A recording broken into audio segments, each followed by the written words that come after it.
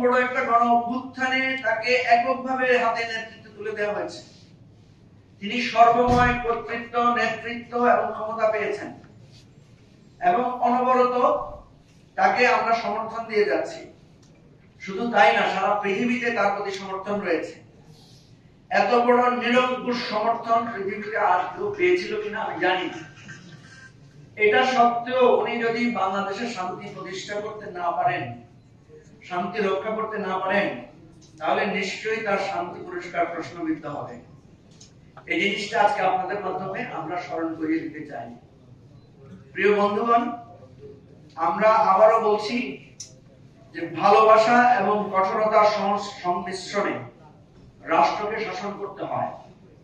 Professor Yunus, please আপনি এই জায়গায় জাতীয় ঐক্যটা রক্ষা করেন।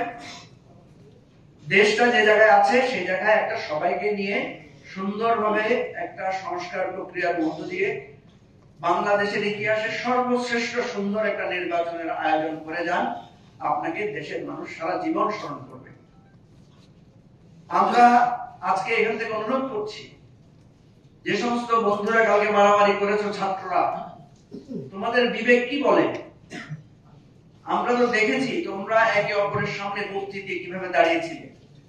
তোমাদের কি মুগ্ধের কথা মনে নাই?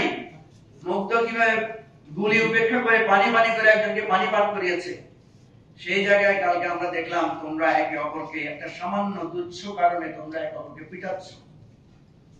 প্রত্যেক কিছুর একটা সমাধান আছে, আলোচনার ব্যাপার আছে।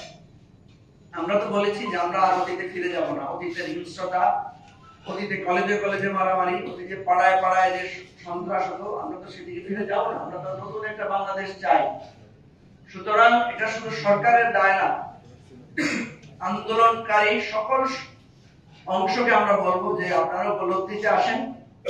যে কোনো কিছুতে রাস্তা ব্যারিকেড করে আন্দোলনের পথে না গিয়ে প্রয়োজনে আমাদেরকেও বলেন, আমরা আপনাদের সাথে আন্দোলনে থাকবো। বৈষম্য বিরোধী ছাত্র আন্দোলনের নেতৃবৃন্দকে বলবো যে আপনারা ধীরে ধীরে অনেক ম্যাচিউরড হবেন, আপনারা আগামী দিনের জাতির নেতৃত্ব দিবেন, এটাই আমরা চাই। সুতরাং কোথায় কোথায় বঞ্চিত লোকেরা আছে, কোথায় কোথায় লোকদের দাবি দেওয়া আছে, আপনারা তাদের সাথে বসেন, তাদের দাবিগুলো আপনারা সরকারের কাছে উপস্থাপন করেন। দ্রব্যমূল্য নিয়ে বারবার আমরা দৃষ্টি আকর্ষণ করছি। আপনারা কয়েকবার করে উপদেষ্টা বদল করেছেন, নানা ধরনের লোকদেরকে ইনক্লুড করেছেন। আমরা এখনো বিভিন্ন জায়গায় ফ্যাসিবাদের লোকদেরকে দেখতে পাচ্ছি। এবং আরো দুর্ভাগ্যজনক বিষয় সেটা হচ্ছে যে কোনো একটা আন্দোলন হলেই একে অপরকে স্বৈরাচারের দোষর, ফ্যাসিবাদের দোষর এগুলো দাবি করার প্রবণতা লক্ষ্য করা যাচ্ছে। বিভিন্ন জায়গায় মামলা, মিথ্যা মামলারও প্রচলন দেখা যাচ্ছে। উপদেষ্টাদের দায়িত্বের জায়গায় জবাবদিহিতা দেখেন, উপদেষ্টারা বলেছিলেন তারা তাদের হিসাব দিবেন। কি বলেন, ঠিক না?